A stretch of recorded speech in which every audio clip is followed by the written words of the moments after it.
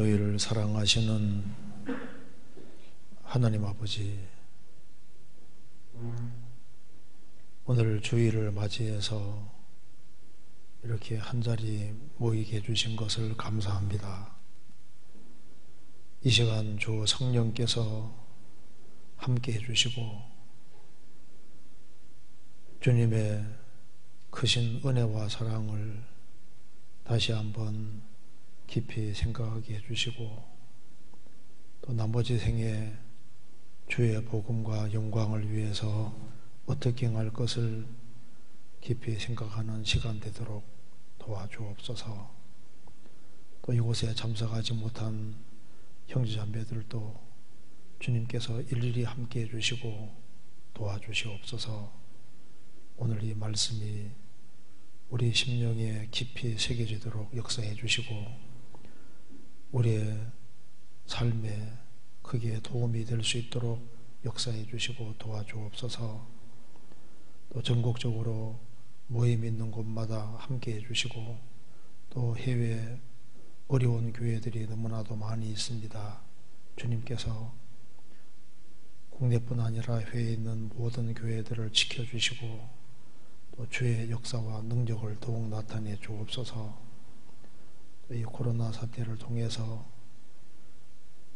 구원받은 모든 심령들의 영혼이 각성이 되고 또 나머지 생에 어떻게 살아야 할지를 알 수 있도록 도와주옵소서. 오늘 모든 시종 함께 해주시고 도와주시기를 간절히 의지하오며 주 예수 그리스도 이름으로 기도하옵나이다. 아멘. 성경 요한복음 1장 찾겠습니다.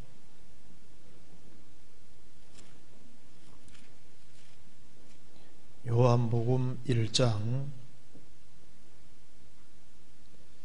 22절입니다.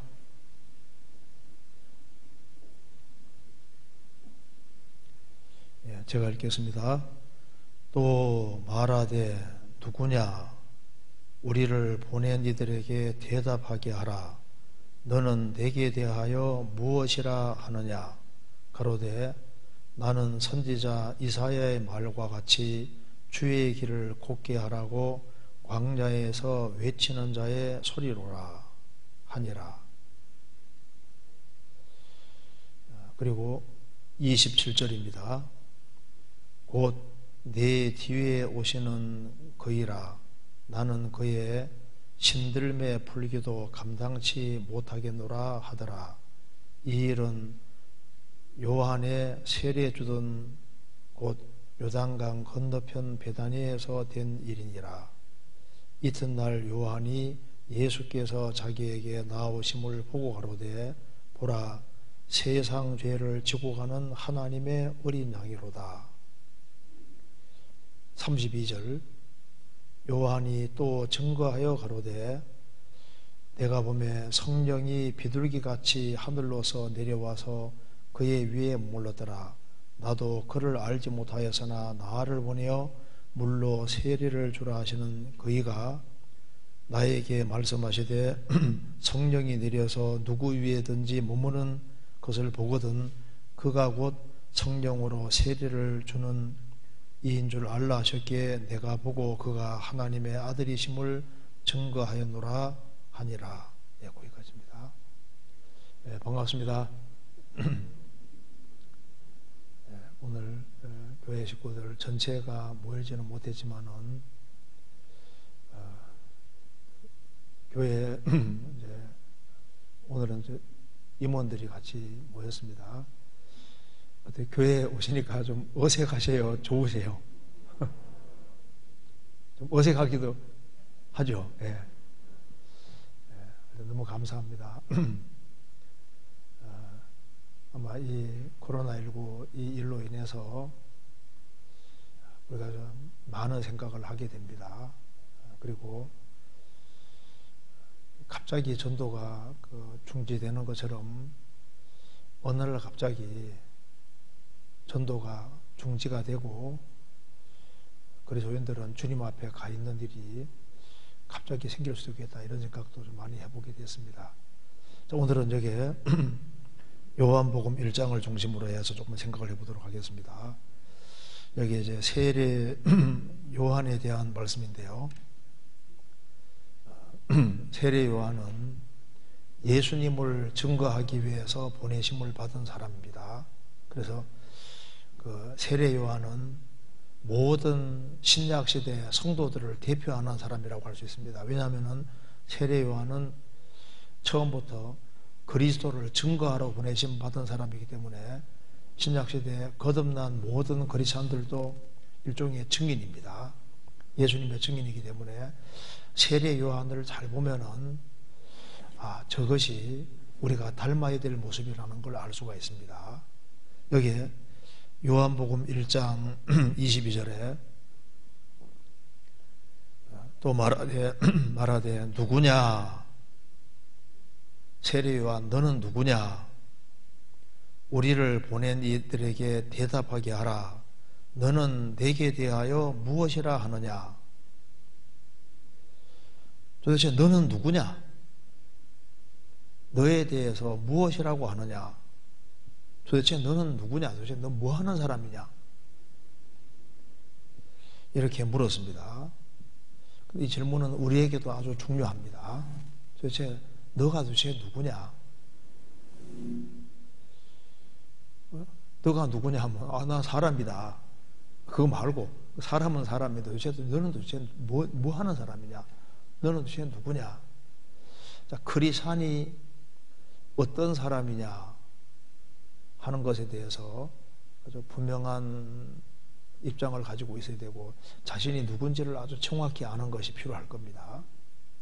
근데 우리가 주일마다 배운 것 중에 자기의 신분을 알아야 된다고 했는데 그리스도인이 누군지를 그리스도인이 참으로 알 수 있을까? 자기가 누군지를 정말 깨닫고 있는 사람이 얼마나 될까? 그런 것도 좀 생각을 해봐야 되겠습니다. 그러니까 이제 여기에 세례 요한은 얘기했습니다. 22절에 23절에 가로되 나는 선지자 이사야의 말과 같이 주의 길을 곧게 하라고 광야에서 외치는 자의 소리로라. 이사야 40장과 말라기 3장에 보면은 하나님께서 내 사자 세례 요한을 보낸다고 했습니다. 세례 요한은 구약에도 이미 예언되어 있는 사람인데 말라기 3장에 내가 내 사자를 보낸다. 그 세례 요한 가르칩니다.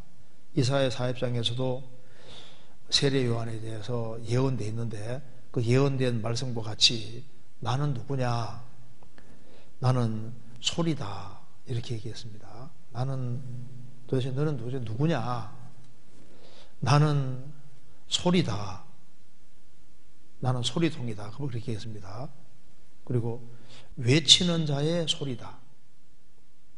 그리고 광야에서 외치는 자의 소리다. 그 외치는 내용은 뭐냐면은 주의 길을 곧게 하라고 외치는 자의 소리다. 그 주의 길을 곧게 하라고 좀 더 설명드리겠습니다. 주의 길을 곧게 하라고 외치는 자의 소리다.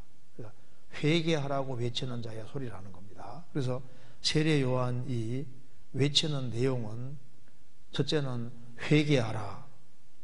그 다음에는 요한복음 1장 29절에 말한 대로 보라 세상 죄를 지고 가는 하나님의 어린 양이로다. 또 하나는 바로 이 예수가 성령으로 세례를 주는 분이다. 이렇게 얘기를 했습니다. 그래서 세례 요한은 자신의 정체성을 정확히 알고 있습니다. 너는 누구냐? 나는 광야에서 외치는 자의 소리고 내가 외치는 내용은 이런 것이다 하고 정확히 말할 수 있었습니다.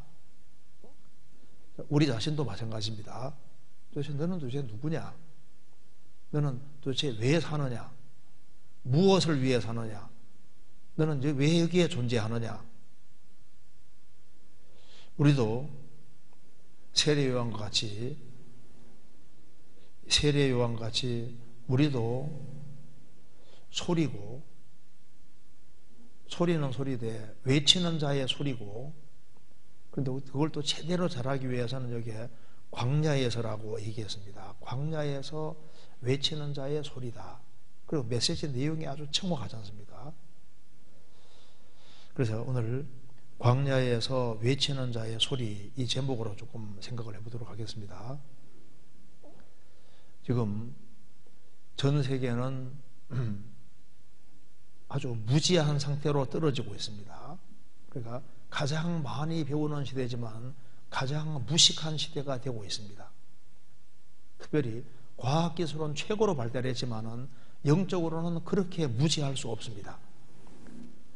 시편 82편에 땅의 모든 터가 흔들리도다, 그 말씀대로 지금 세상의 가정의 기초도 지금 다 흔들리고 사회 기초도 흔들리고 위아래도 다 깨지고 지금 완전히 혼란한 중에 지금 살고 있습니다. 그래서 가장 많은 것이 흐트러진 시대고 영적으로 가장 무지한 시대가 우리 시대라고 할 수 있습니다. 그래서 성경에서 그만큼 멀어지고 있기 때문에 인간은 무식한 상태로 떨어지고 있는 겁니다. 그래서 성경을 제대로 알지 못하면은 가장 어리석고 가장 무지한 사람이 될 수 있는 겁니다. 감옥에서 제일 많이 읽는 책이 뭔지 아시죠? 감옥 들어가는 사람이 제일 갖고 싶어 하는 책이 뭔지 아시죠? 소설책일까요? 성경책. 그 사람이 이제 아주 심각한 문제에 부딪히면은 일단 자기 인생을 생각하게 되는 겁니다. 우리 시대는 가장 많은 것을 보고 듣는 시대지만은 도대체 사람이 뭐냐 이것에 대해서 깊이 생각을 하지 않습니다. 오락이 가장 많은 시대인데 자기에 대해서는 생각을 하지 않는 시대가 되었습니다. 우리 그리스도인들도 까딱 잘못하면은 도대체 사람이 도대체 뭔지, 또 그리스도인이 어떤 존재인지, 뭘 하는 사람인지 그것을 잊고 살 수가 있는 겁니다. 그러니까 먼저 사람이 뭐냐 이것에 대해 자꾸 생각을 할 필요가 있습니다. 제가 한번 글을 하나 읽어드리겠습니다. 목소리는 하나, 다리는 2개이고 4개이고 3개인 것, 땅에서나 하늘에서나 바다에서 움직이는 것 중에 그처럼 변덕스러운 것은 없다. 그것이 가장 많은 다리를 가지고 움직일 때 그 힘이 가장 약하고 그 걸음걸이는 가장 느리다. 이게 도대체 뭐냐? 스핑크에서 수수께끼입니다. 뭔지 아시죠? 인간. 목소리는 하나고 다리는 2개고 어릴 때는 기어다니니까 4개고 늙으면은 2발로 서기 어려우니까 지팡이 짚고 다니는 3개잖아요. 3개. 그리고 땅에서나 하늘에서나 바다에 움직이는 것 중에 그처럼 변덕스러운 건 없다. 옛날부터 알았던 것 같아요. 그렇게 변덕스럽고 그리고 가장 많은 다리 가지고 움직일 때 기어다닐 때 힘이 가장 약하고 걸음걸이는 가장 느리다. 도대체 뭐냐? 인간이다 그 말입니다. 인간. 자, 도대체 인간이 도대체 뭘까? 분명히 죽음이 다가오고 있는데 그 죽음에 대해서 생각을 또 가장 하지 않는 존재가 인간입니다. 과거에는 시간이 많으니까 생각이 많은데 지금 여기 코로나 사태 때문에 생각보다 시간이 많았습니다. 시간이 많았을 때 텔레비전 같은 것이 없고 문명의 그 매체 같은 것이 없었다면은 이때 뭘 생각만 했을까요? 오락이 없었다면은 도대체 죽음이라는 게 가까이 있으니까 도대체 인간이 도대체 뭐냐? 죽으면 어떻게 될 것이냐? 이런 것에 대해서 틀림없이 생각을 했어야 되는 겁니다. 그런데 이런 한 2달 정도 이 사이에 자기 인생에 대해서 깊이 생각한 사람이 얼마나 될까? 별로 없을 것 같아서 참 안타깝습니다. 생각을 안 하는 거예요. 도대체 인생이 도대체 뭐냐? 어떤 분은 인생은 양파다. 양파에 뭐가 있는가 싶어서 까고 까는데 까도 뭐밖에 없으면 까도 까보니까 껍질밖에 없는 거예요. 속에 아무것도 없다 그 말입니다. 그래서 까면 눈물이 많이 나지 않습니까? 인생이라는 건 양파와 같다. 그거 참 맞는 말 같아요. 제가 강원도 살았기 때문에, 탄광촌에 살았기 때문에, 강원도에서는 이제 탄광 제일 이제 그 굴 끝에서 이렇게 탄을 패내는 사람, 막장 인생이라고. 막장, 언제 무너질지 모르는 굴 속에 들어가서 항상 죽을 위험이 있는 속에서 탄을 캐내는, 이제 그걸 막장 인생이라고. 인생은 죽음이라는 게 정말 가까이 있습니다. 어떤 사람은 인생은 대쉬다. 보면 이제 언제 태어나서 언제 죽었다. 줄 하나 쫙 긋는 것. 그리고 죽음으로 달려가는 인생인데, 도대체 인생이 도대체 뭐냐?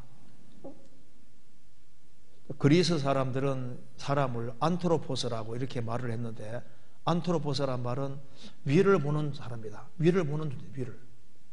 그렇죠? 인간은 유일하게 서서 하늘을 쳐다보고 위를 쳐다보는 존재다. 그렇죠?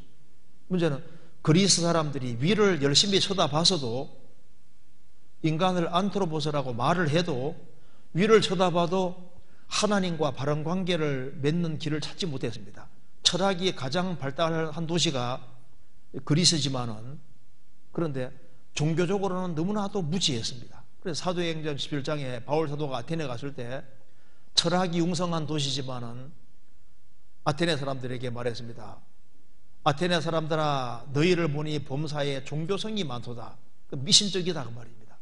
그래서 신을 섬기긴 섬기는데 신 종류가 굉장히 많은데 혹시 빼먹었을까 싶어서 알지 못하는 신에게라고 당까지 세워놓고 하나님을 섬기고 있더라 그 말입니다.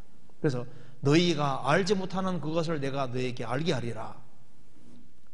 그러니까 머리를 위로 들고 위의 것을 생각해도 그 생각한다고 해서 바른 관계를 맺는, 하나님과 바른 관계 맺는 것도 아닙니다. 그러니까 이건 계시가 아니면 인간이 뭔지를 정확히 알 수 없는 거예요.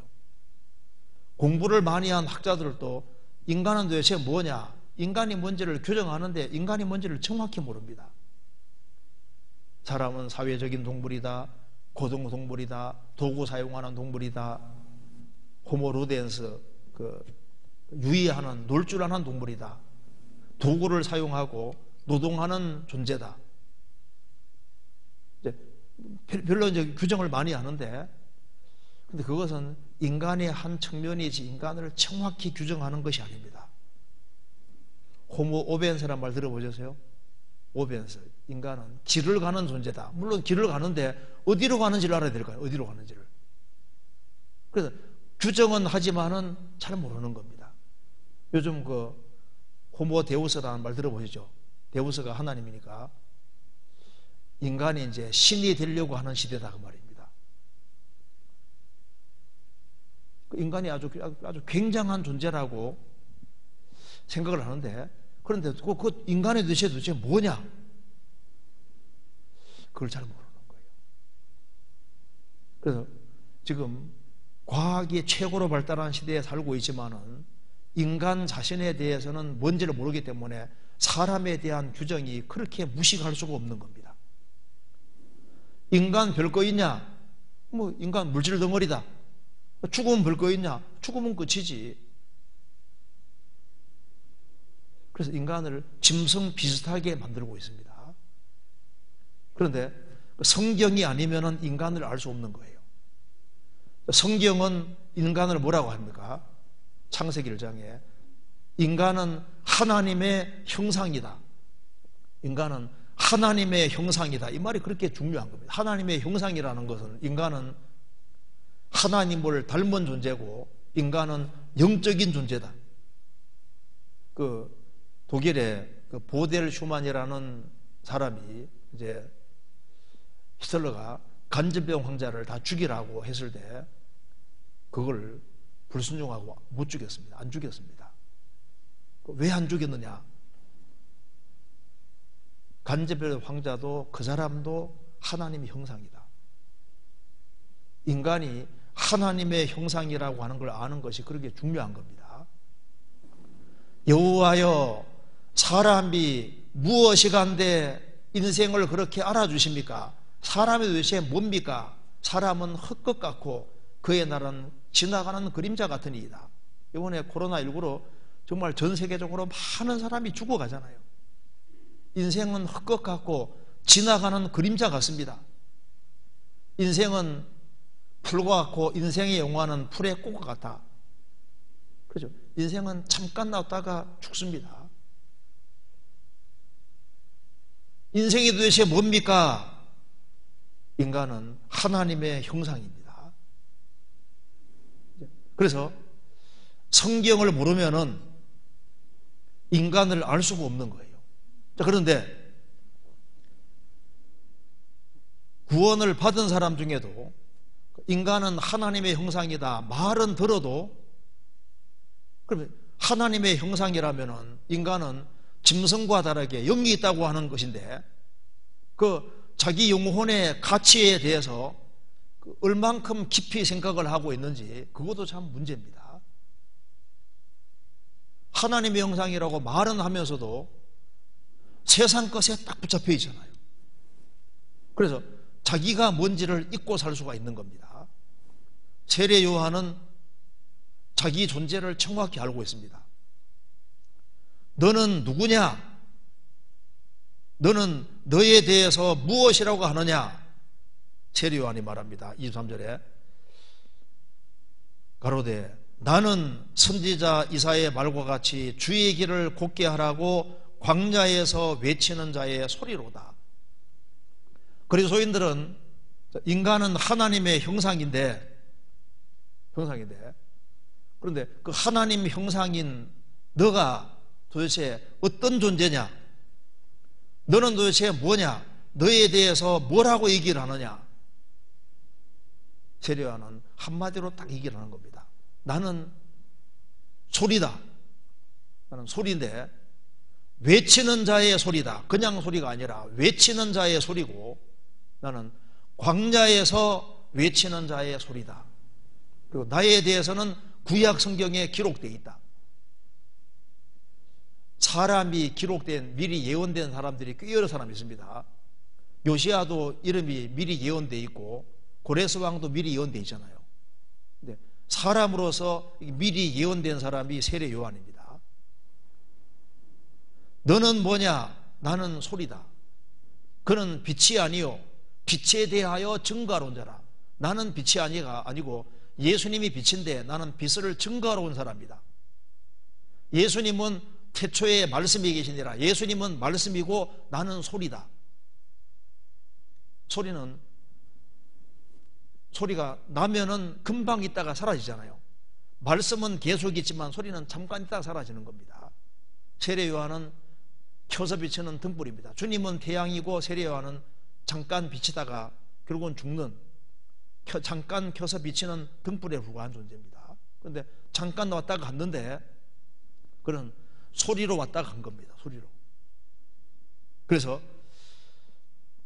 세례 요한은 나는 소리라고 했는데 그러면 하나님의 형상대로 지음받았고 거듭났다고 하는 크리스찬인 나는 도대체 뭐냐? 너는 너에 대해서 뭐라고 규정하느냐?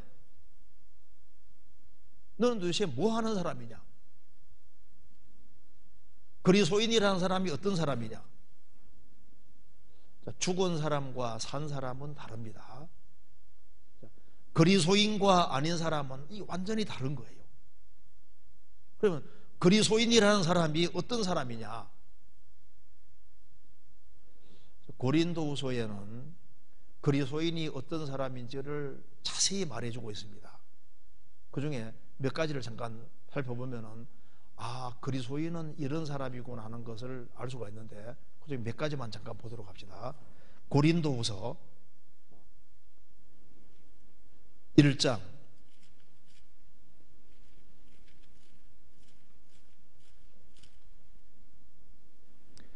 1장 그리스도인은 1장 21절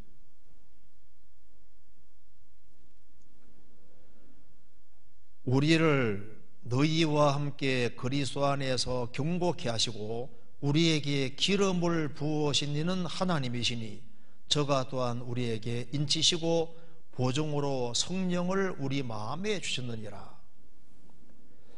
그리스도인은 성령을 받은 사람입니다. 성령님은 우리가 천국 간다는 보증입니다. 보증으로 성령을 주셨고, 그래서 성령을 받는 순간에 새로운 피조물이 됐습니다. 고린도후서 5장입니다. 5장 17절.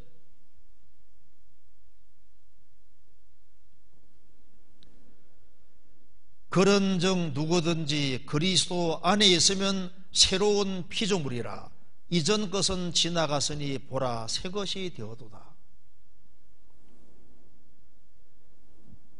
누구든지 그리스도 안에 있으면, 그리스도 밖에 있다가 어느 날 그리스도 안에 들어오는데 이게 순간적인 겁니다. 들어오는 순간에 성령으로 거듭나기 때문에 새로운 피조물이라. 이전 것은 지나갔으니 보라 새 것이 되어도다. 저도 1983년도 9월 25일 오후 4시경에 거듭났습니다. 거듭나고 이제 교회당 문을 딱 나서서 밖에 나가는데, 나가보니까 내가 보던 만물이 아니더라니까요. 내가 보는 하늘이 아닙니다. 내가 보는 그냥 나무들이 아닌 거예요. 아, 이 모든 걸 정말 만드셨구나. 하나님 만드셨고, 그래서 내가 새로 탄생했다는 것이 금방 이해가 되더라니까요. 그리고 이제 고린도후서 5장 17절, 누구든지 그리스도 안에 있으면 새조로 새로운 피조물이라. 이전 것은 지나갔으니 보라 새 것이 되도다. 이 말이 아주 정말 실감나는 거죠. 그리고 이제 거듭나고 난 다음에 그 참 신기한 일이 벌어지는데, 이제 그 다음부터는 성경이 귀에 쏙쏙 들어오는 거예요. 쏙 들어오고 설교가 신기하게 잘 들어오고, 그 다음에 영적인 갈망이 생기니까, 뭐 찬송가도 이제 이해될 뿐 아니라 영적 갈망이 생기니까 그 성경을 그 알고자 하는 그 마음, 그리고 이제 그 말씀 배우는 시간들이 얼마나 좋은지요. 그리고 가치관이 바뀐다는 말이 맞습니다. 새로운 피조물이다. 그러니까 이것은 새로운 개조물이 아니라 새로운 피조물입니다. 이전 것은 지나갔으니 보라 새 것이 되오노라. 그래서 거듭나니까 하나님이 살아계신 것이 실감이 그냥 확 나면서, 그리고 금세뿐 아니라 내세가 정말 있구나, 육체뿐 아니라 영혼이라는 것이 정말 있고, 성경이 정말 실감나는 사실로 확 와닿는 거죠. 그리고 이제 성령이 속에 들어오셨으니까 성령이 속에서 역사하시는 것이 맞는 거예요. 고린도후서 3장 17절, 주는 영이시니 주의 영이 계신 곳에는 자유함이 있느니라. 우리가 다 수건을 벗은 얼굴로 거울을 보는 것 같이 주의 영광을 보매 저와 같은 형상으로 화하여 영광으로 영광이 이르니 곧 주의 영으로 말미암으니라.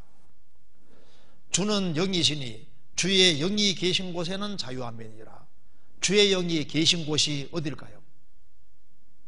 주님이 머리고 구원받은 우리가 몸이고, 성도들이 교제하는 자리에 성령께서 역사하시니까 주의 영이 계신 곳에는 자유함이 있느니라. 거듭나고 나니까 가족들하고에서도 깝깝한 거예요. 친구들하고에서도 깝깝합니다. 그런데 신기하게도 그리스도인들이 모이는 무리 가운데 참여하고 같이 교제하고 간증시키는 것은 싫은데 앉아있는 건 그렇게 좋은 거예요. 특별히 그 말씀 듣고 같이 교제할 때 그래서 어쩌면 저 사람이 내하고 깨달은 게 저렇게 똑같을까, 어쩌면 저렇게 마음이 똑같을까, 신기하잖아요. 그러니까 그렇게 좋을 수가 없는 거예요. 구원을 받았다고 하는 사람이 구원 안 받은 친구들하고 같이 있으면 그렇게 좋고, 구원받은 사람하고 같이 앉아있으면 깝깝하고 답답하면은 동네가 다른 동네인지 생각해 봐야 됩니다. 주의 영이 계신 곳에는 자유함이 있느니라. 우리가 다 수건을 벗은 얼굴로 수건은 잘 보지 못하게 막는 것이 수건이지 않습니까? 요한복음 11장에 나사로가 죽었을 때 예수님이 돌문을 열으라고 했습니다. 썩어서 냄새 나는데 열으라고 했습니다. 돌문 열고 예수님께서 나사로야 나오려니까 나사로 나오는데 얼굴은 수건에 쌓여있고 수족은 배로 동료에 있었습니다. 예수님이 풀어놓아 다니게 하라. 예수님이 풀어주지 않으시고 산 사람에게 풀라고 하셨습니다. 그래서 구원을 받아서도 주님의 영광을 보는 데에서 걸리적거리는 것이 많이 있는데 교제 가운데 들어오면은 주님이 그 수건을 싹 걷어주시기 때문에 주님을 알게 되는 동시에 주님을 점점 더 알게 만들어 주십니다. 영혼의 눈을 밝게 만들어 주시고 이걸 수건을 걷어버리는 거예요. 그래서 우리가 다 수건을 벗은 얼굴로 구원을 받을 때 율법 수건에서 벗어납니다. 구원받고 난 다음에도 수건이 벗어서 점점 더 많은 것을 보게 되고 더 멀리까지 볼 수 있게 되는 겁니다. 그래서 우리가 다 수건을 벗은 얼굴로 거울을 보는 것 같이 주의 영광을 보매 저와 같은 형상으로 하여 영광으로 영광이 이르니 곧 주의 영으로 말미암음이니라. 주의 영, 성령으로 말미암아. 그래서 죄 사함을 받을 때 성령이 들어오셨고 성령으로 말미암아 성령이 들어오실 때 새로운 피조물이 되고 성령이 속히 역사하심으로 주님 형상으로 계속적으로 바뀌어가면서 이제 점점 영혼의 눈이 밝아지게 되는 겁니다. 그래서 크리스찬은 누구냐? 세상 사람과 다르게 하나님의 성령을 소유한 사람이고 성령이 영혼 속에 역사하는 사람이다 그 말입니다. 성령이 역사하는 사람인데 성령이 들어오실 때 죄와 허물로 죽었던 자가 산자가 되잖아요. 산자가. 죽은 자하고 산자는 다르죠. 산자는 죽은 자가 먹지 못하는 걸 먹을 수 있습니다. 이 성경은 살아있는 책이기 때문에 살아있는 양식이기 때문에 거듭나지 아니한 사람은 세상에서 재미없는 책이 성경책이고 거듭나면은 이게 양식이기 때문에 거듭나면은 세상에서 제일 재밌고 가장 맛있는 책이 바로 성경책이잖아요. 그렇지 않습니까? 그게 살았다는 증거지 않습니까? 그리스도인들은 산자입니다. 또한 고린도후서에서 말씀하기를 그리스도인들은 세상 사람과 다르다 그 말입니다. 고린도후서 4장 7절 우리가 이 보배를 질그릇에 가졌으니 이는 능력의 심이 큰 것이 하나님께 있고 우리에게 있지 아니함을 알게 하려 함이라. 우리가 사방으로 우겨쌈을 당하여도 쌓이지 아니하며 답답한 일을 당하여도 낙심하지 아니하며 핍박을 받아도 버림받지 아니하며 거꾸로 트림을 당하여도 망하지 아니하고 여기에 우리가 이 보배를 질그릇에 가졌으니 구원을 받지 아니한 사람은 진흙 그릇일 뿐입니다. 진흙 그릇은 질그릇은 깨지기 쉬워요. 그래서 편안한 거하고 평강은 다른 겁니다. 외적인 환경이 좋고 물질이 풍부하고 먹을 것이 풍부하고 잠잘 곳이 편안하고 의식주가 딱 준비되어 있고 건강하고 하면 편안합니다. 편안한 거하고 평강은 내적인 거이든 다른 겁니다. 구원받지 아니한 사람은 진흙 그릇에 불과하니까 언제든지 쉽게 깨져버리는 거예요. 그런데 우리는 보배를 질그릇에 가졌으니 우리라는 이 진흙 그릇 속에 육체가 이 진흙 그릇입니다. 진흙 그릇 속에 하나님의 형상대로 지음받은 영만 있는 것이 아니라 보배가 구원받는 순간에 싹 들어온 사람인 거예요. 주님이 보배고 주의 영이 보배입니다. 구원이 선물로 들어왔고 그리고 우리 속에 진리가 들어있는 거예요. 진리가. 그래서 이 보배를 진흙 그릇에 가졌다.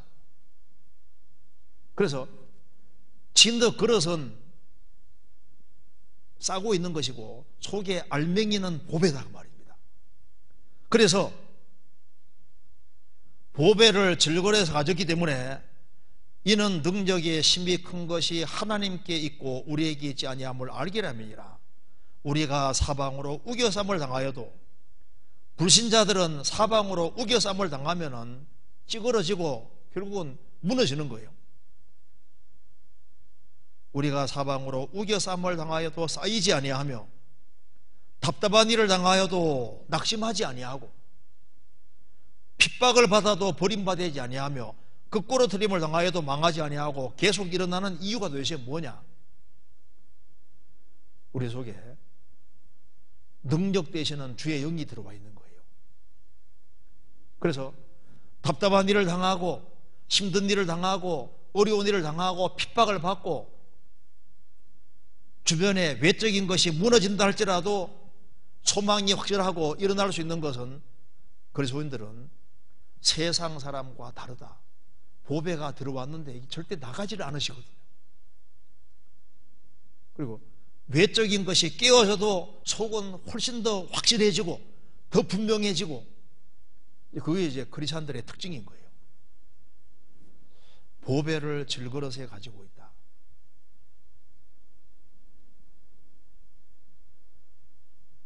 나이가 들어가면 좀 서럽잖아요.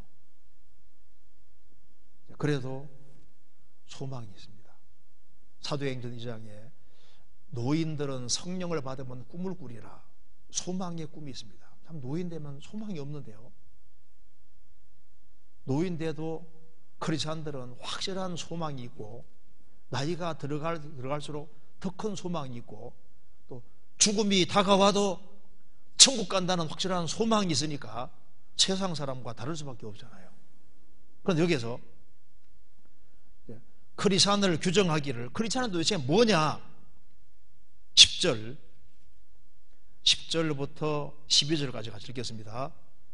우리가 항상 예수 죽인 것을 몸에 짊어지면 예수의 생명도 우리 몸에 나타나게 하려 함이라. 우리 산자가 항상 예수를 위하여 죽음에 넘기우면 예수의 생명이 또한 우리 죽을 육체에 나타나게 하려 함이니라. 그런즉 사망은 우리 안에 석사하고 생명은 너희 안에서 하느니라. 크리스찬은 도대체 뭐하는 사람이냐? 성령을 받고 보배를 질그릇에 가지고 있는 사람이고, 크리스찬은 여기 말한 대로 우리가 항상 예수 죽인 것을 몸에 짊어지면 크리스찬은 십자가를 지는 사람입니다. 예수의 생명도 우리 몸에 나타나게 하려니라. 우리의 산자가 항상 예수를 위하여 죽음에 넘겨오면, 죽음에 넘겨오는 것이 바로 십자가입니다. 예수의 생명이 또한 우리의 죽을 육체에 나타나게 함이니라. 그런즉 사망은 우리 안에서 역사하고 생명은 너희 안에서 하느니라.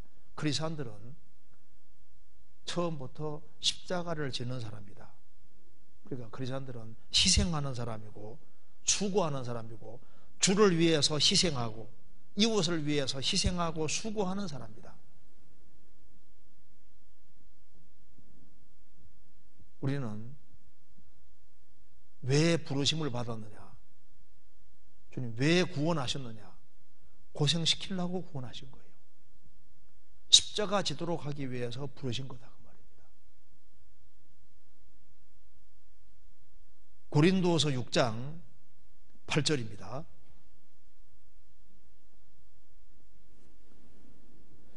영광과 욕된 몸으로 말미암으며 악한 이름과 아름다운 이름으로 말미암으며 속이는 자 같으나 참되고 무명한 자 같으나 유명한 자요, 죽는 자 같으나 보라 우리가 살고 징계를 받는 자 같으나 죽임을 당하지 아니하고 근심하는 자 같으나 항상 기뻐하고 가난한 자 같으나 많은 사람을 부유하게 하고 아무것도 없는 자 같으나 모든 것을 가진 자로다.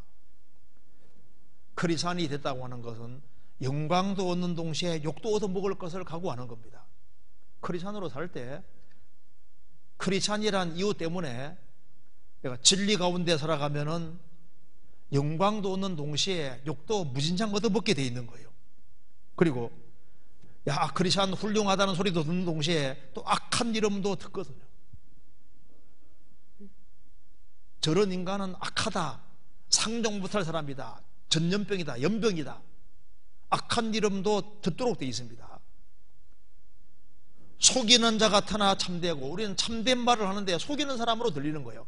하나님이 정말 계시다, 천국과 지옥이 정말 있다, 내세가 있고 걷어봐 나면 천국 못 간다 하면요, 이게 허황된 얘기 하는 것처럼 보이고 속이는 사람 같이 들리는 거예요. 우리는 참된 말을 하는데 저 사람들 속인다, 그렇게 생각한다는 거예요. 무명한 자 같으나 유명한 자요, 그렇죠. 그리스도인이 됐다고 하는 것은 이 우주 안에서 제일 유명한 사람이 된 겁니다. 누가복음 16장에 어떤 부자에 대한 얘기가 나오고 나사로 얘기가 나오는데, 그 부자 동네에, 부자는 그 동네에서 정말 유명한 사람입니다. 그런데 그 동네 사람이 누구 하면 다 아는데 나사로는 모르잖아요. 주님은 그 사람 이름 모릅니다. 나는 너를 알지 못하노라. 나사로는 주님 아시잖아요. 노아 당시에 제일 유명한 사람은 노아입니다. 아브라함 당시에는 아브라함이 가장 유명한 사람이에요. 예수님 당시에는 베드로, 야고보, 요한이 제일 유명한 사람들입니다. 그렇지 않습니까? 예수님과 연결된 사람이 제일 유명한 사람인 거예요. 무명한 자 같으나 유명한 자요, 제일 유명한 사람이 크리스천들입니다.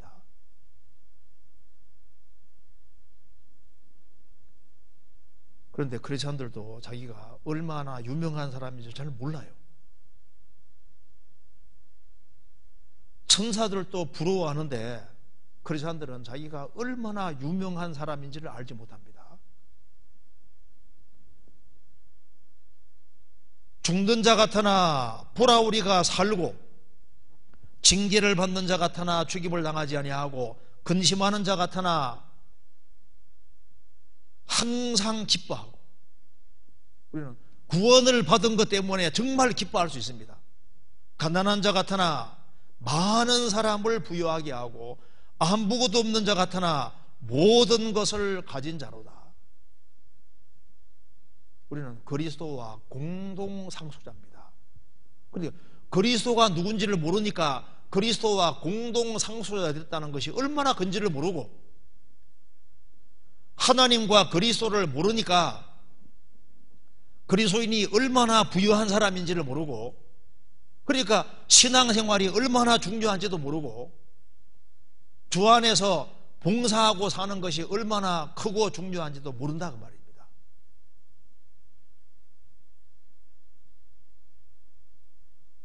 아무것도 없는 자 같으나 모든 것을 가진 자로다. 그러니까 그리스도인들은 세상 사람하고 처음부터 다른 거예요. 고린도후서 4장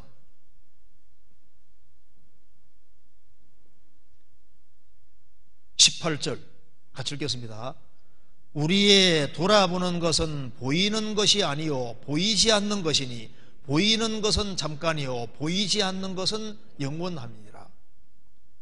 우리의 돌아보는 것, 거듭나고 나면은 우리가 연연해하고 사모하고 관심을 기울이는 것은 보이는 것이 아니요 보이지 않는 것이니, 보이는 것은 잠깐이요, 지금 보이는 건 전부 다 잠깐입니다. 천지는 없어지는 거예요. 보이는 것은 잠깐이고, 그래서 보는 것을 누가 바라리요? 보는 건 다 없어지는 거예요. 우리는 잠깐 거쳐가는 겁니다. 보이는 것은 잠깐이요 보이지 않는 것은 영원함이니라. 크리스천들은 시간 속에 살면서 영원을 바라고 사는 사람이고, 장차 망할 세상에서 영원한 곳에 소망 두고 살아가는 사람이고, 우리의 소망은 저 위에 있고 위의 것을 추구하는 사람이니까 세상 사람과 가는 길 자체가 처음부터 다릅니다. 그런데 이 크리스찬이 얼마나 큰 지위에 있는지를 잊고 사는 거예요. 도대체 자기가 누군지를 잘 잊고 사는 겁니다. 우리가 보리죽을 끓여 먹어도 크리스찬이 얼마나 굉장한 존재인지를 알아야 되는 거예요. 고린도전서 6장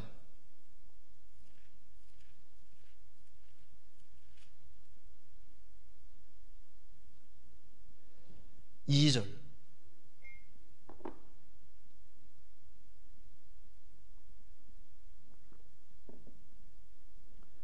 성도가 세상을 판단할 것을 너희가 알지 못하느냐. 고린도 성도들은 몰랐습니다. 성도가 세상을 판단할 것을 너희가 알지 못하느냐. 그래서 돈 때문에 문제가 생긴 것 같습니다. 그래서 그것 때문에 법정에 가서 이제 이 고발을 해가지고 이런 문제가 생겼던 것 같아요. 그래서 여기 보면은 4절에 그런즉 너희가 세상 사건이 있을 때 교회에서 경리 여김을 받는 자들을 세우느냐. 재판관들이 이 당시에도 얼마나 유명한 사람들이에요. 근데 교회에서는 경희 여김을 받는 자들이다. 구원을 받고 나면은 세상적으로 아무리 높아도 그 잠깐이라는 걸 알기 때문에 교회에서는 중히 여기지 않는다. 가볍게 여기는 사람들이다 그 말입니다. 크리스찬들은 세상을 판단할 사람이라는 걸 알지 못하느냐. 이게 무슨 말입니까? 너희들이 왕이라는 걸 모르냐 그 말입니다. 예수님은 만왕의 왕이시고 너희들은 왕이다 왕. 너희가 세상을 판단할 걸 알지 못하느냐. 그리고 이제 더 놀라운 것은 그 뒤에 3절에 우리가 천사를 판단할 것을 알지 못하느냐. 천사가 누군지 알았으면요 이 말이 얼마나 이게 중요한 말입니까? 너희가 천사를 판단한다는 것을 알지 못하느냐. 하나님이 지으신 최고의 피조물이 천사들인데 천사를 판단한다. 여기 이제 가브리엘 천사가 나타났습니다. 혹은 미카엘 천사가 나타났습니다. 야, 우리 딜을 하자. 내가 하나님 아들 될 테니까 네가 나가 되라. 가브리엘 천사가 되고 미카엘 천사가 네가 되고 이제 우리 바꾸자. 딜을 하자 하면요 이렇게 바꿀 사람 있어요? 야, 내가 미카엘 천사가 되고 내가 가브리엘 천사가 되고 가브리엘 천사가 이제 크리스찬이 되는 식으로 되면은 그 거래하면은 잘한 겁니까? 망한 겁니까? 손해본 겁니까? 완전 손해 중에 손해인 거예요. 모든 천사들은 부리는 영입니다. 그리스도인들이 부리는 영이고 부려먹는 영이고 성도들을 선결하고 보내신 것이다. 이 크리스찬의 지위라는 것은 이건 상상할 수가 없는 거예요. 그리고 크리스찬들이 알아야 될 것은 그 뒤에 나오는 거 보시겠습니다.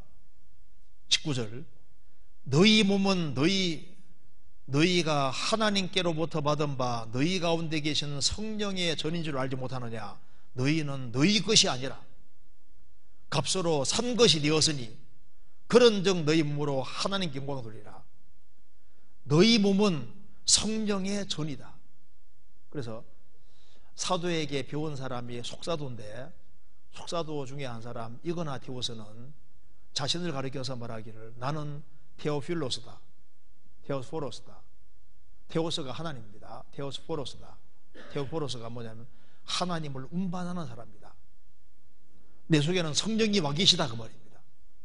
성령님이 하나님이시니까 나는 성령님을 모시고 사는 사람이다.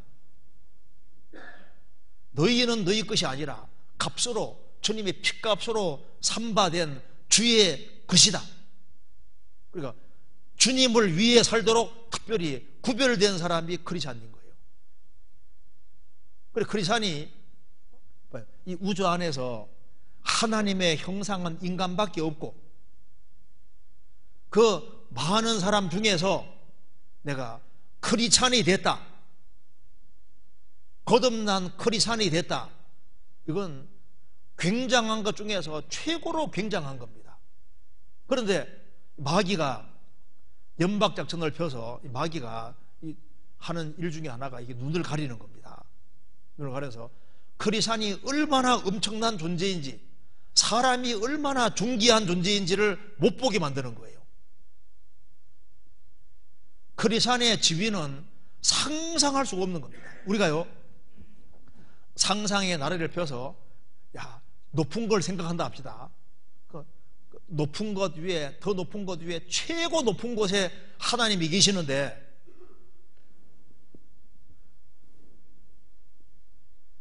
크리스찬이 그리스도와 공동무사니까 얼마나 높은 거예요. 그런 굉장한 존재가 크리스찬인데, 우리가 세상에 있다 보니까 지금 세상이 지금 어떻게 되고 있습니까? 전부 다 기준이 하락되고 있거든요.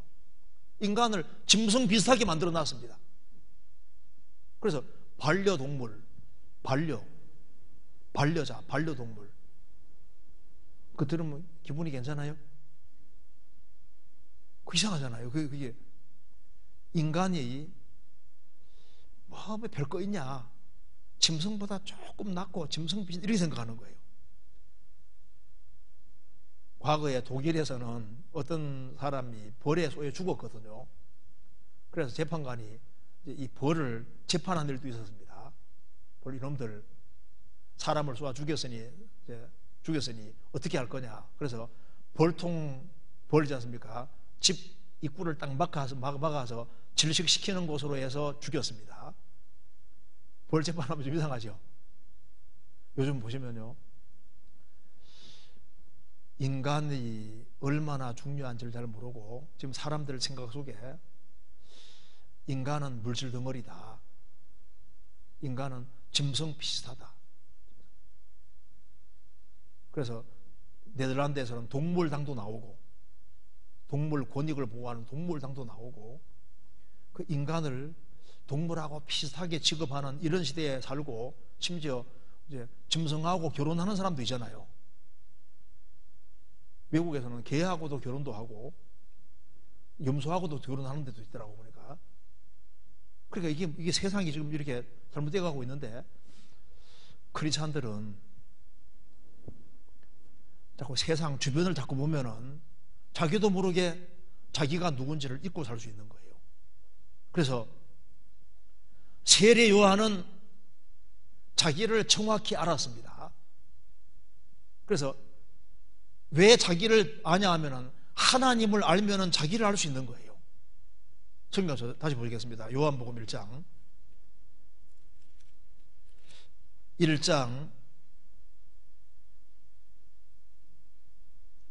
27절.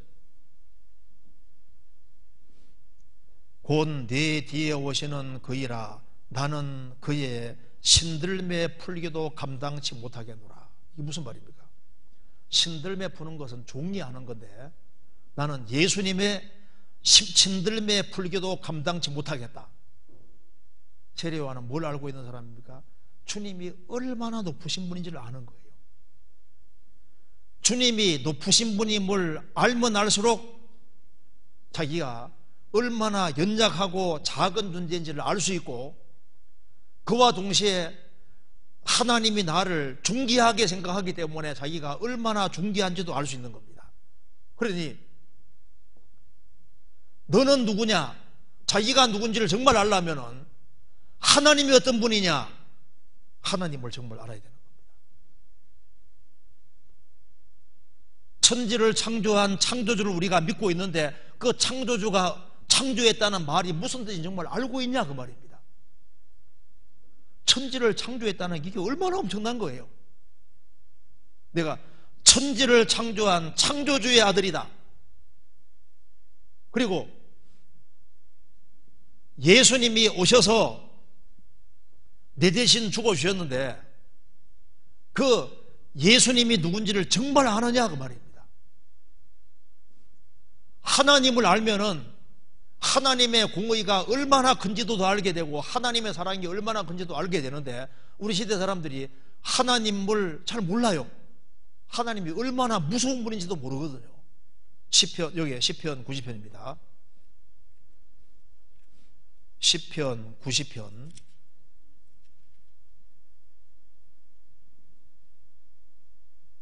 11절.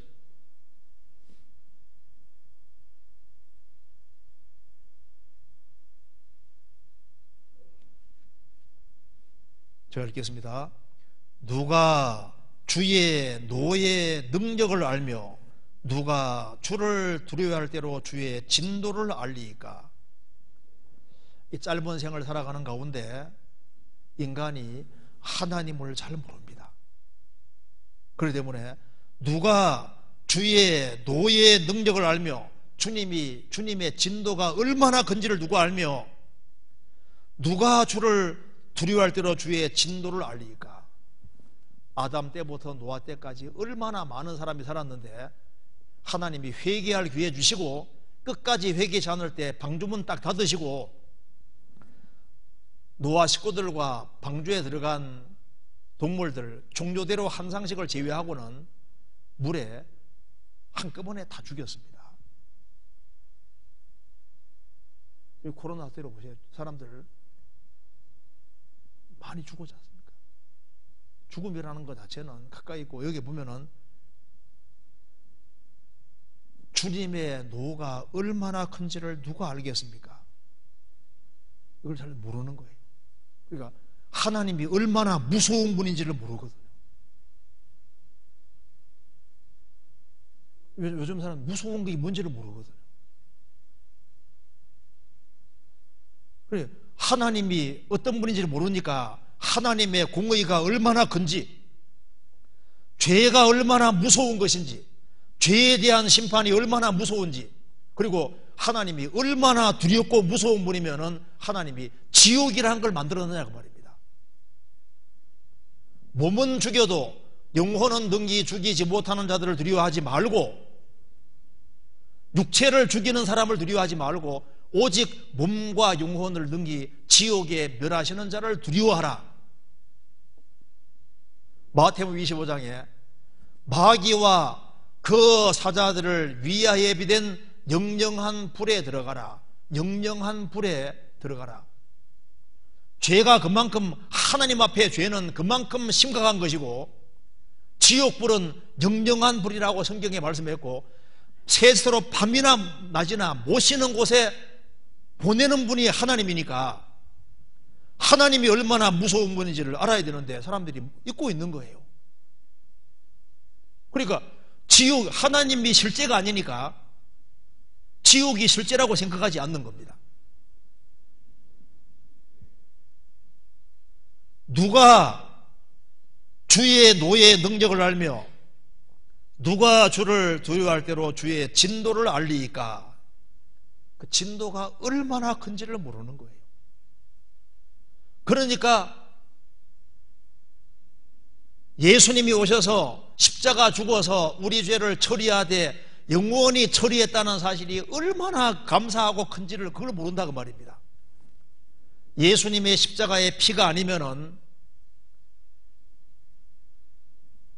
죄는 절대 용서가 안 되기 때문에 하나님이 십자가를 보여주신 것은요, 죄는 절대 용서하지 않는다는 말도 들어가 있는 겁니다.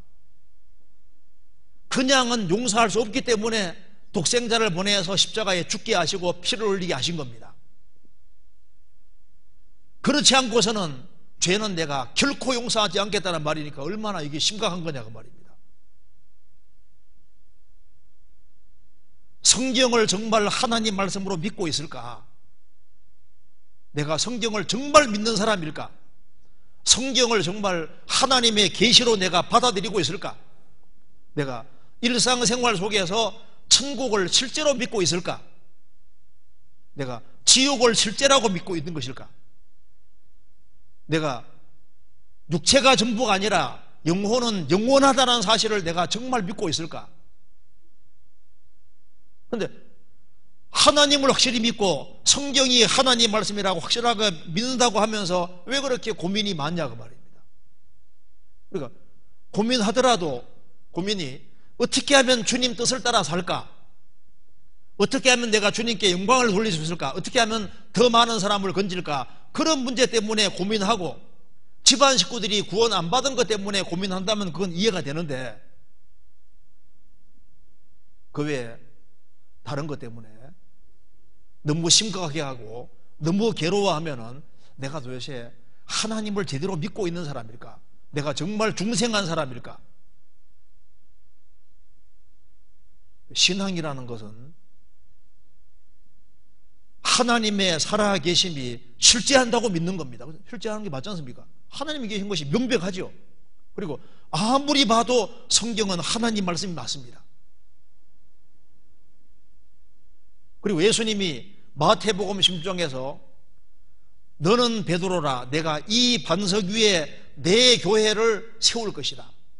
음부의 권세가 이기지 못하리라. 내가 내 교회를 세운다고 말씀하셨는데, 그럼 주님이 세우신 교회가 지금도 있는 겁니다. 그럼 내가 몸담고 있는 교회가 정말 주님이 세우신 교회라고 믿고 있냐 그 말입니다. 정말 믿고 있을까? 그러니까 안다고 하는데 정말 아는지를 생각을 해봐야 됩니다. 성경 사도행전 19장 찾겠습니다.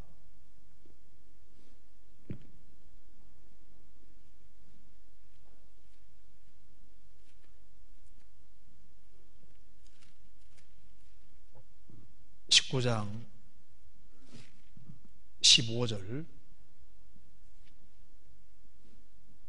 15절 악귀가 대답하여 가로되 예수도 내가 알고 바울도 내가 알거니와 너희는 누구냐 하며 악귀 들린 사람이 그 두 사람에게 뛰어올라 억제하여 이기니 저희가 상하여 벗은 몸으로 그 집에서 도망하는지라. 여기 보면은 마귀가 말합니다.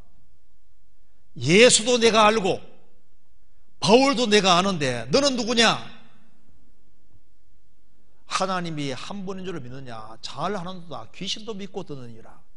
귀신도 말하기를 내가 예수도 알고 바울도 내가 안다. 너희는 도대체 누구냐? 하나님 계시고 예수님이 계신 것은 귀신도 잘 압니다. 근데 우리가 하나님에 대해서 많이 생각을 하지 않으면은, 잘못하면은 생각이 허망해지고 거짓될 수 있습니다. 그리고 인생의 기초를 하나님과 예수님으로 시작하지 아니하면은 흐트러지게 되는 거예요. 우리의 최고의 경배의 대상은 하나님이고 우리의 최고의 연구 대상도 하나님입니다. 그리고 생각을 많이 해야 되는데 어디에다 많이 해야 되냐면은 하나님과 예수님에 대해서 생각을 많이 해야 되는 거예요. 하나님은 진선비로 충만하신 분입니다. 참된 것으로 꽉 차있고 선으로 꽉 차있고 미로 꽉 차있고 공의와 사랑으로 충만한 그 무한자이신 그 하나님, 하나님이 얼마나 무한하신지를 자꾸 생각을 하고 하나님이 얼마나 크신지를 생각하면은 생각할수록 그 하나님의 형상이니까 인간이 굉장한 존재라는 걸 알게 되고, 그리고 하나님에 대해 생각을 더 많이 하면 할수록 내가 구원을 받았다는 사실이 얼마나 크고 내가 크리스찬이 됐다는 것이 얼마나 크고 책임이 얼마나 큰지도 알 수 있다 그 말입니다. 그리고 하나님을 알면 알수록 자기 연약함을 알 수 있는 거예요. 세례 요한은 하나님을 알기 때문에 나는 예수님의 신들매 풀교도 감당치 못하겠다. 하나님을 아는 사람은 자기 연약과 부족을 아는 겁니다. 시편 73편에서는 내가 주님 앞에서 짐승과 같습니다.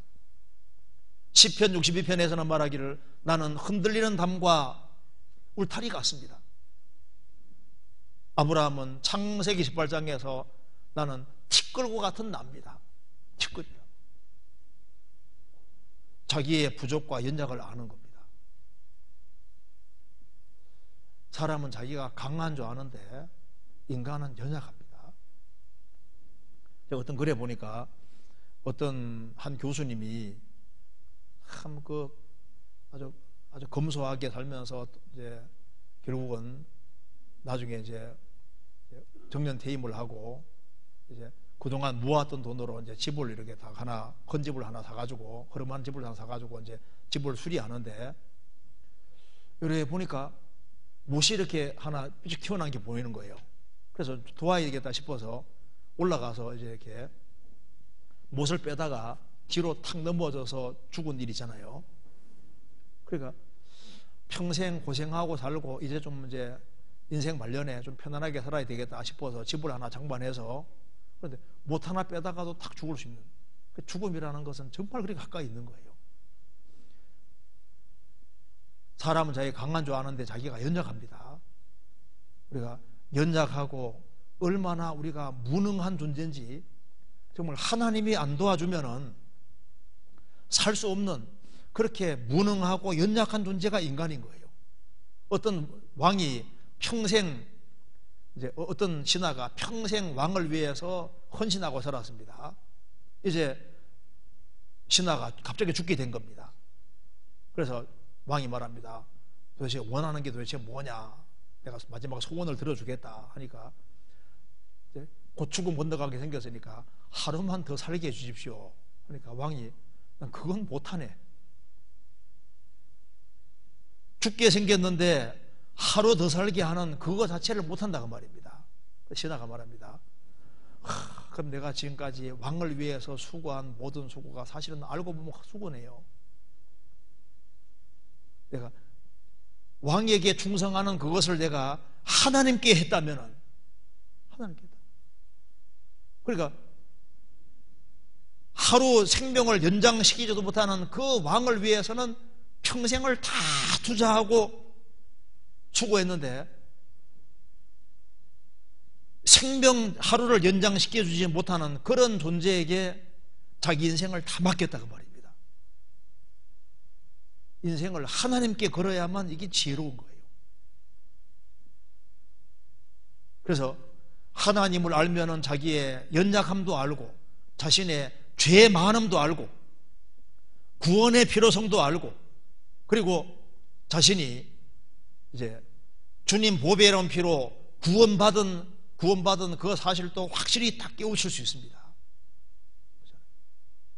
그리고 이제 구원을 확실히 받고 자기가 누군지를 알 뿐 아니라 세례 요한은 자기가 뭐 하는 사람인지도 알고 있습니다. 다시 보시겠습니다. 사도행전 요한복음 1장 다시 보시겠습니다.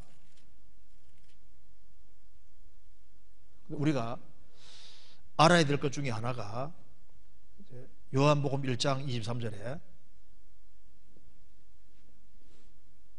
가로되 나는 선지자 이사야의 말과 같이 주의 길을 곧게 하라고 광야에서 외치는 자의 소리로다. 그리스도인들도 너는 도대체 뭐냐? 우리에 대한 규정을 할 때 너는 뭐냐? 세례 요한은 나는 소리다 이렇게 말했는데, 우리도 너는 도대체 뭐냐? 나는 소리다 이렇게 자기를 인식하고 알면은 정말 사는데 좀 도움이 되리라고 생각합니다. 너는 도대체 뭐냐? 너 사는 목적이 도대체 뭐냐? 목적을 분명히 해야 됩니다. 너는 너에 대해서 뭐라고 하느냐? 나는 소리다. 외치는 자의 소리다. 너는 왜 존재하느냐? 우리도 세례 요한은 아니지만은 요한은 증인의 대표이기 때문에 우리도 소리통 역할을 해야 될 사람입니다. 제가 글에 보니까 이런 게 나옵니다. 황해도 백천에 유진사라는 유명한 부자가 살았는데, 하루는 그 어르신이 이제 하인에게 말했습니다. 너 아침 먹고 난 다음에 저 병남도에 갔다 와야 된다 하니까 네 했거든요. 그 조반 후에 하인이 없는 거예요. 밤에 있지 않습니까? 저녁에 내려서 돌아온 겁니다. 어디 갔다 왔냐? 병남도에 갔다 왔습니다. 아니, 갔다 오라는 말은 심부름하러 갔다 오라는 말인데, 이 사람은 심부름 내용도 듣지 않고 무조건 갔다 온 거예요. 이게 남의 얘기가 아니다 그 말입니다. 바쁘게는 살아가는데 왜 사는지를 모르는 거예요. 이런 얘기 들어보셨어요? 한 엄청난 억만장자가 있었는데 그 억만장자가 딸을 시집을 보내야 되겠는데 적당한 신랑감이 없어서 궁리에 궁리를 한 끝에 그 인터넷에 나오더라고요. 궁리에 궁리를 한 끝에 이제 계획을 세웠습니다. 자기 집 앞에 아주 큰 풀장이 있으니 거기에다가 악어들을 막 사집어 놓고 뱀도 막 사집어 놓고 누가 보더라도 악어 기어 다니고 막 이제 뱀 기어 다니는 게 보이게 딱 만들어 놓고 난 다음에 동네 청년들을 다 청년 남녀들을 불러 모아서 큰 잔치를 베풀었답니다. 잔치가 끝나갈 즈음에 이제 억만장자가 젊은 청년들을 쫙 이렇게 풀장 앞에 딱 세웠습니다. 오늘 중대 발표하겠습니다. 보다시피 여기 악어들이 기어다니고 뱀들이 기어다니는데 이걸 용감하게 목숨 걸고 용감하게 딱 이렇게 수용해서 제일 1차로 건너오는 사람에게는 내가 셋 중에 하나 해주겠습니다. 첫째, 100만 달러 주든지, 두 번째 10에이커의 땅을 주든지, 세 번째 우리 딸과 결혼하는 조건. 그 말 떨어지기 무섭게 한 사람이 뛰어들어간 거예요. 얼마나 수용을 잘하는지 막 악어들이 기어다니고 뱀들이 기어다니는데 막 샥 수용해서 결국은 그 사람이 살아남았습니다. 딱 보니까 아주 굉장히 마음에 들어요. 그래서 100만 달러 줄까 하니까 이 사람이 아니래요. 그러면 10에이커 땅 줄까 하니까 그것도 아니래요. 그럼 우리 딸과 결혼하는, 그럼 그것도 아니래요. 뭐냐 하니까 누가 나 밀었는지 잡아내야 되겠다. 이 사람 안 듣고 있었는데 누가 확 밀으니까 이제 일단 떨어져서 살아야 될 거 아니에요. 내가 살아나기만 하면 누가 나 밀은 잡아내야 되겠다. 그 생각밖에 없는 거예요. 열심히는 헤엄쳤지만은 목적이 없잖아요. 근데 그게 남의 얘기가 아니다 그 말입니다. 크리스찬이 내가 무슨 목적으로 사느냐, 왜 열심히 달려가느냐, 내가 직장 생활을 하고 가정 생활을 하는데 도대체 내가 왜 이렇게 하느냐, 그 목적을 분명히 해야 되는 거예요.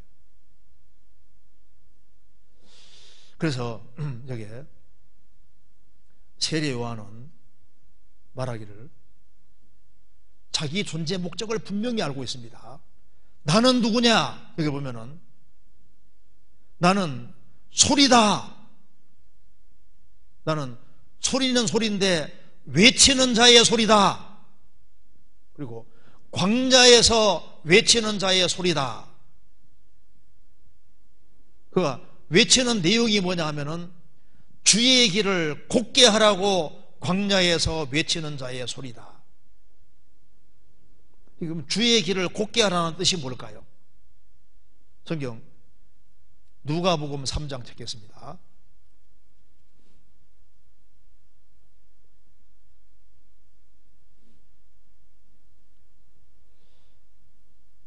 (3장 3절)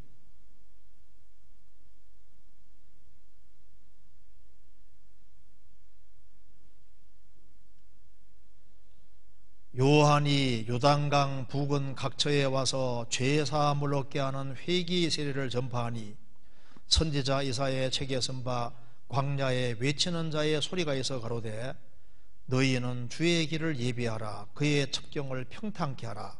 모든 골짜기가 메워지고 모든 산과 작은 산이 낮아지고 굽은 것이 곧아지고 험한 곳이 평탄하여질 것이요 모든 육체가 하나님의 구원하심을 보리람과 같으니라. 여기에 5절은 주님이 하시는 일입니다. 모든 골짜기가 메워지고 모든 산과 작은 산이 낮아지고 굽은 것이 곧아지고 험한 길이 평탄해질 것이요 하나님과 인간 사이에 막힌 담이 있는데 산처럼 높은 산들이 꽉 가로막고 있는 것처럼 인간은 하나님께 올 수가 없는 거예요. 그래서 하나님께서는 십자가로 평지를 딱 만들어 두셨다 그 말입니다. 인간이 하나님께 나오는데 걸레적거리는 것을 싹 없애서 평평하게 만들어 주신 겁니다. 누구든지 주님께 올 수 있도록 수고하고 무거운 짐자들아 다 내게로 오라. 내가 너희를 쉬게 하리라. 그래서 하나님과 사람 사이에는 골짜기가 너무 깊기 때문에 통과를 할 수 없는 거예요. 산들이 높아서 통과할 수 없는 겁니다. 그걸 주님이 십자가로 쫙 평지로 만들어준 겁니다. 그럼 세례 요한이 하는 일은 뭐냐? 4절 중간에 너희는 주의 길을 예비하라, 그의 첩경을 평탄케 하라. 주님이 너희에게 들어오기 쉽도록 너희의 길을 닦으라 그 말입니다. 주님이 쉽게 들어오도록 하기 위해서 걸리적거리는 걸 없애라 그 말입니다. 그게 바로 회개하는 겁니다. 세례 요한이 할 일은, 주님은 구원을 완성해서 누구든지 구원받도록 만들어 놓으셨고, 세례 요한이 하는 것은 사람을 회개시키는 거예요. 주님께 가야 되는데 주님이 너에게 나올 때 걸리적거리는 것을 제거하라. 그래서 주님이 나오기 쉽도록 만들어주는 것이 회개케 하는 겁니다. 어떤 사람은 술병을 꽉 붙잡고 안 나요. 그래서 주님이 들어오시려고 하는데 이 술병을 고집하면 구원이 안 되거든요. 그래서 주님이 나오는데 걸리적거리는 것을 없애는 것이 회개시키는 겁니다. 그래야지 주님이 쉽게 딱 들어오게 할 수 있는 겁니다. 그래서 광야에서 외치는 자의 소리인데 주의 길을 평탄케 하는, 곧게 하는, 주님이 너에게 쉽게 들어오도록 하는 그 역할을 하기 위해서 내가 부르심 받은 거다. 그러니까 요한복음 11장에 돌문이 딱 막혀 있는데 돌을 여는 것이 인간이 할 수 있는 일이지 않습니까? 주님과 직접 대면하도록, 주님 말씀을 그대로 받도록 도와주는 역할을 하는 겁니다. 그래서 세례 요한이 하는 일은 외치는 자의 소리인데 외치는 내용이 이렇게 요약이 됩니다. 요한복음 1장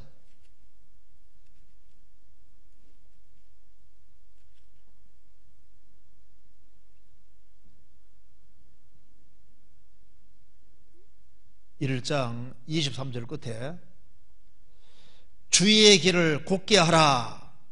세례 요한은 주의 길을 곧게 하라, 주의 길을 곧게 하라, 회개케 하라, 회개하라 그 말입니다. 그 다음에 1장 29절에 이튿날 요한이 예수께서 자기에게 나오심을 보고 가로되 보라, 세상 죄를 지고 가는 하나님의 어린 양이로다. 회개하라. 회개하고 난 다음에 세상 죄를 지고 가는 하나님 어린 양 예수를 보라. 예수님이 온 세상 죄를 짊어질 때 너의 죄도 다 짊어졌다는 걸 보라 그 말입니다. 그 다음에 32절에 33절을 보면은 나도 그를 알지 못하였으나 나를 보내어 물로 세례를 주라 하신 그이가 나에게 말씀하시되 성령이 내려서 누구 위에든지 모은 것을 보거든 그가 곧 성령으로 세례를 주는 이인 줄 알라 하셨기에. 그래서 예수님을 믿을 때 예수님이 뭐 하시는 분이냐? 바로 성령을 주시는 분이다. 세례 요한은 외치는 소리로서 크게 몇 가지 외친지 알 수 있지 않습니까? 회개하라. 세상 죄를 지고 가는 하나님의 어린 양이로다. 그 바로 어린 양이 바로 성령을 주시는 분이다. 신약시대 때도 회개하고 예수님이 죄를 처리하신 것 자체가 참으로 회개하는 사람에게 딱 믿어지면서 성령이 들어오게 되는 겁니다. 그렇게 해서 세례 요한은 광야에서 외치는 자의 소리로 계속 있었기 때문에 그가 많은 사람을 실제로 건지게 됐던 겁니다. 누가복음 1장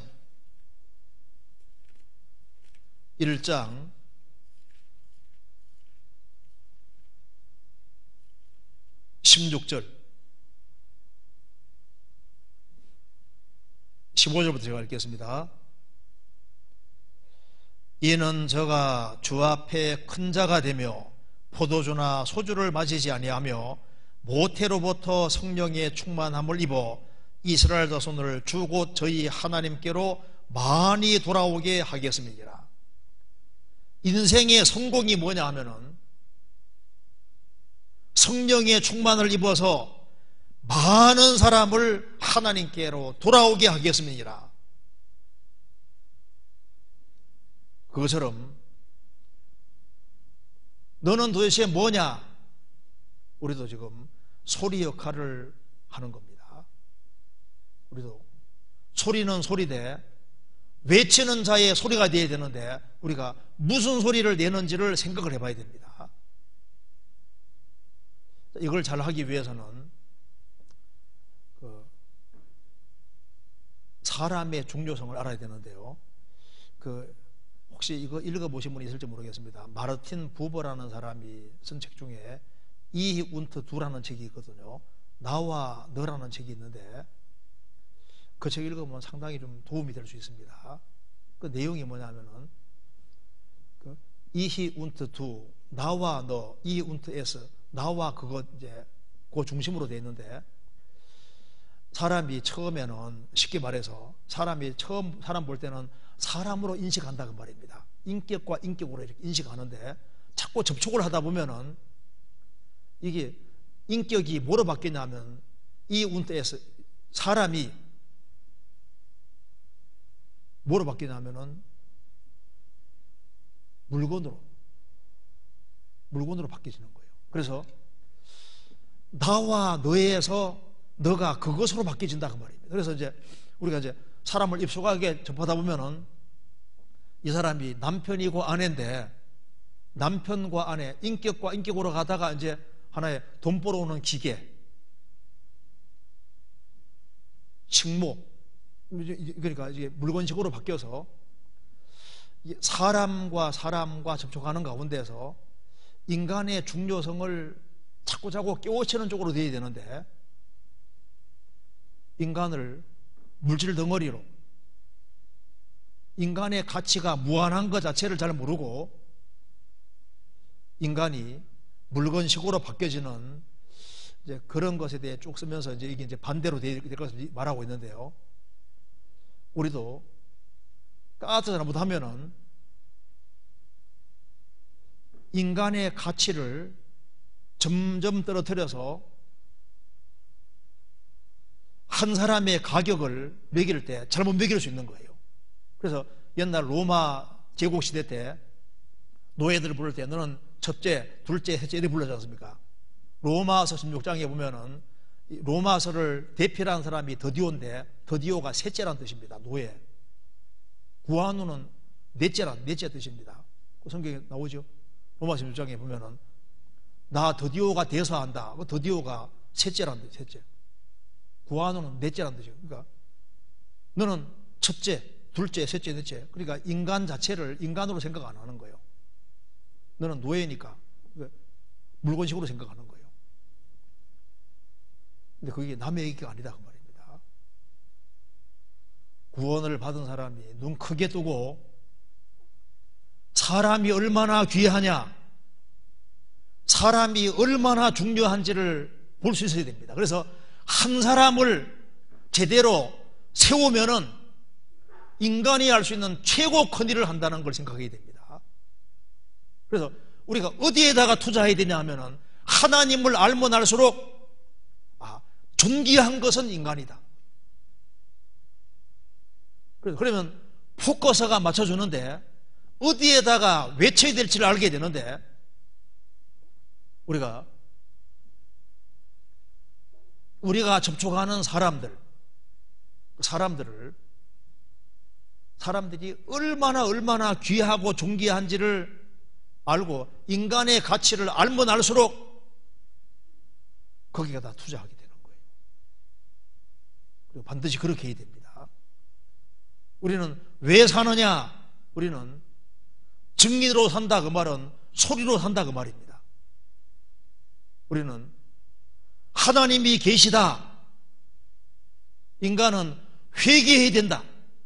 그리고 보라 세상 죄를 지고 가는 하나님의 어린 양이로다. 그리고 예수님 말씀대로 사람이 거듭나지 아니하면 천국 못 간다. 그렇게 확실하게 우리가 증거해야 될 사람이 속하는 겁니다. 그리고 이런 일을 잘하기 위해 어떻게 해야 되느냐?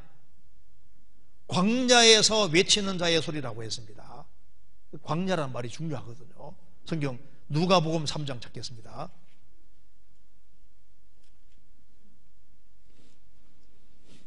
(3장 2절) 안나스와 가야바가 대제사장으로 있을 때 하나님의 말씀이 빈들에서 사가랴 아들 요한에게 임한지라. 세례 요한은 빈들에서 살았습니다. 그는 빈들에 있었고, 여기 1장 80절에 보면은 아이가 자라며 심령이 강하여지며 이스라엘에게 나타난 날까지 빈들에 있으니라. 세례 요한은 빈들에 있었고, 빈들에서 하나님 말씀이 맺고, 또 빈들에서 외쳤다고 했습니다. 빈들, 광야라는 것이 뭡니까? 이거 먹을 것이 없어요. 입을 것이 없어요. 빈들고 광야라는 것은 전적으로 하나님께 의지하는 걸 가르치는 겁니다.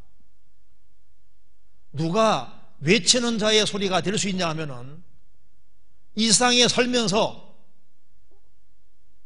하나님께 의지하고 사는 사람, 하나님께 의존하는 사람, 그러니까 자기 주먹을 믿고 눈에 보이는 재물을 의지하고 눈에 보이는 것을 기대하는 사람은 외치는 자의 소리가 될 수 없습니다. 비록 이 세상에 살지만은 이 세상에 내가 집에 살아도 나는 나그네라고 생각하고 살아야 되는 겁니다. 내가 살지만은 나의 도움은 하나님께로부터 온다는 그 확신 가지고 살아야 되거든요. 우리는 땅에 의지하고 사는 사람이 아니라고요. 시편 119편 찾겠습니다.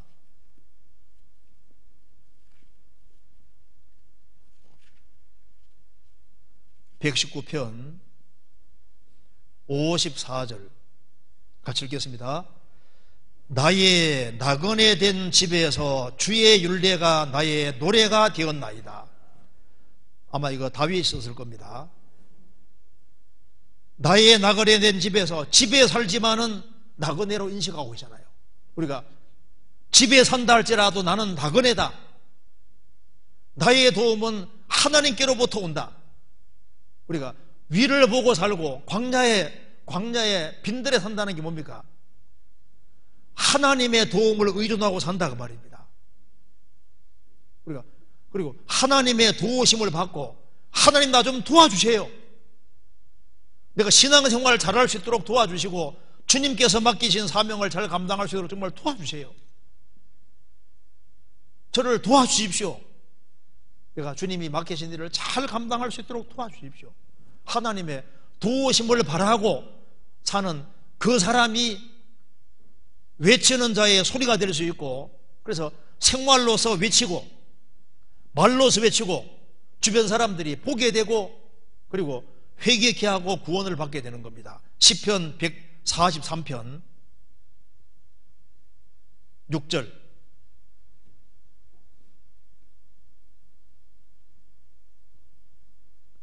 같이 읽겠습니다. 주를 향하여 손을 펴고 내 영혼이 마른 땅같이 주를 사모하나이다. 주를 향하여 손을 펴고 기도하는 모습입니다. 내 영혼이 마른 땅같이 주를 사모하나이다. 이 세상은 소망 둘 곳이 아니기 때문에 마른 땅같이 주를 사모하는 사람은 주님의 도우심을 받게 되고,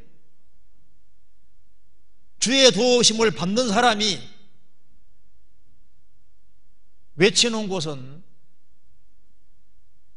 그게 이제 확실한 증거가 될 수 있는 겁니다.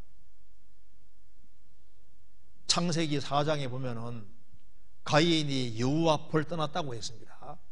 사람이 여호와 앞을 떠나고 여호와를 멀리하면은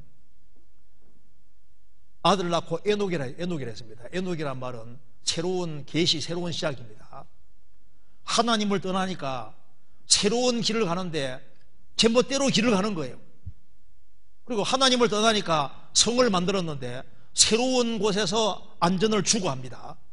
하나님 아니라. 그리고 하나님을 떠나니까 사고방식이 바뀌니까 이름 짓는 것도 맨 세상적인 거예요. 새로운 문명을 개발하고, 그리고 성품이 타락돼서 바뀌어져서 상처받았다고 해서 사람을 쳐 죽이고 창상 때문에 사람 죽이고 상처 냈다고 해가지고 소년 막 죽여버리잖아요. 그리고 언어도 말도 완전히 과격하게 바뀝니다. 가인을 죽인 사람은 7배나 벌 받으면 나 죽이면 77배 벌 받을 줄 알아라. 말도 아주 거래지고 아주 과격하게 바뀌고, 하나님을 멀리하면 모든 것이 바뀌는데 하나님의 도우심을 받고 하나님 가까이 하면은 주의 길을 걷게 되는 겁니다. 그리고 주님 안에서 안전을 추구하게 되고, 그리고 주님 가까이 하면은 사고방식이 주님과 말씀을 닮아가게 되는 거예요. 그리고 주님을 가까이 하는 사람은 땅에 살지만은 하늘을 추구하는 사람이 되는 겁니다. 그리고 주님이 주시는 새로운 성품이 있고, 그래서 주 안에서 뭘 추구해야 될지를 알고, 그리고 여기 성경에서 말씀한 대로 구원을 받고 주님을 가까이 하고 살아가는 사람은 무엇을 외쳐야 될지를 아는 겁니다. 광야에서 외치는 자의 소리가 있다. 우리가 무엇을 말하고 있는지, 외치는 건 말로만 외치는 것이 아닙니다. 일상생활 속에서도 외치고 있는 거잖아요. 그리스도 편지니까. 그래서 너는 도대체 뭐냐? 나는 크리스찬이다. 나도 이 세상에 왜 존재하느냐? 그리스도를 증거하는 증인으로 살고 있고 우리들 중에 소리입니다. 그래서 우리의 인생의 성공은 뭐냐 하면은 잠시 후에 주님 앞에 섰을 때 우리가 신앙생활 잘하고 아무쪼록 몇몇 사람이라도 인도하고 그들을 같이 데리고 주님 앞에 선다면은 천만 천사들이 얼마나 환호성을 지르겠으며 신구의 성도들이 환영해 줄 거 아니에요. 우리는 미래적인 축복을 바라보고 살아가는 사람입니다. 세상 사람과 가는 길 자체가 다른 거예요. 우리는 현재 세상을 살면서 미래를 바라고 사는 사람입니다. 내가 세상에서는 내가 고생하고 세상에서는 잃어먹고 그리고 초라할지라도 잠시 후에 주님 앞에 서는 그날 영광 얻기를 바라는 사람인 거예요.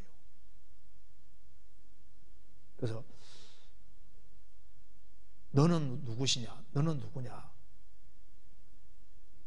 내가 뭐 하는 사람이냐? 이걸 생각을 하고, 그리고 정말 사람의 중요성을 알고 인생을 사람에게다 투자해야 된다. 그걸 딱 알면요, 형제자매에게 정말 잘하는 것이 얼마나 중요한 줄 알 수 있고, 영혼을 위해서 인생을 잘 투자하는 것이 얼마나 중요한지, 거기에다가 시간과 물질 모든 걸 투자하는 것이 그게 가장 지혜롭다는 것을 알게 될 겁니다. 하나님은 계시지만 안 보이지 않습니까? 하나님의 관심이 인생이기 때문에 하나님을 알수록 인생에 대한 관심을 가지게 되고 그 여기에다가 투자하는 겁니다. 그게 다 남는 길이 되는 겁니다. 그리고 그렇게 될 때 저 위에 설 때 정말 영원히 환영을 받는 그 세계가 확실하니까 우리가 거기에서 들어가되 많은 사람을 같이 데리고 같이 저 위에 서야 될 겁니다. 이 세상도 그 정욕도 지나가되 하나님의 뜻을 행하는 이는 영원히 거하느니라. 같이 기도하시겠습니다. 자비로우신 우리 아버지 하나님, 저희들로 하여금 주 예수 그리스도를 알게 해주신 것을 진심으로 감사합니다. 저희들의 마음을 일깨워 주시고 세상에 사는 목적을 더욱 분명히 알 수 있도록 도와주시고, 주님께서 우리를 구원하신 목적대로 살 수 있도록 도와주시고, 영혼을 주님 품으로 인도하고 세우는 이 일에 최선을 다할 수 있도록 도와주옵소서. 가정마다 지켜주시고 영육간에 도와주셔서 주님 뜻 가운데 살아가는데 조금도 부족함이 없도록 도와주옵소서. 나머지 모든 시간도 친히 인도해 주시고 도와주시옵소서. 주 예수 그리스도 이름으로 기도하옵나이다. 아멘. 예, 찬송 같이 부르시겠습니다. 은혜 찬송 234장입니다.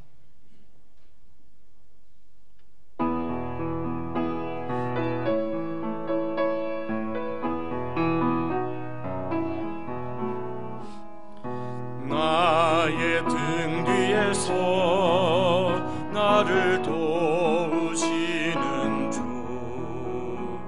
나의 인생 길에서 지치고 고나여 매일처럼 주저앉고 싶을 때 나를 밀어주시네. 일어나 걸어라, 내가 새 힘을 주리니. 일어나 너 걸어라, 내 너를 도우리. 나의 등 뒤에서 나를 도우시는 주, 때때로 뒤돌아보며 여전히 계신 주, 잔잔한 나여 넘어질 때면 다가와 손 내미시네. 일어나 걸어라, 내가 새 힘을 주리니. 일어나 너 걸어라, 내 너를 도우리. 나의 등 뒤에서 나를 도우시는 주, 때때로 뒤돌아보면 여전히 계신 주, 잔잔한 미소로 바라보시며 나를 재촉하시네. 일어나 걸어라, 내가 새 힘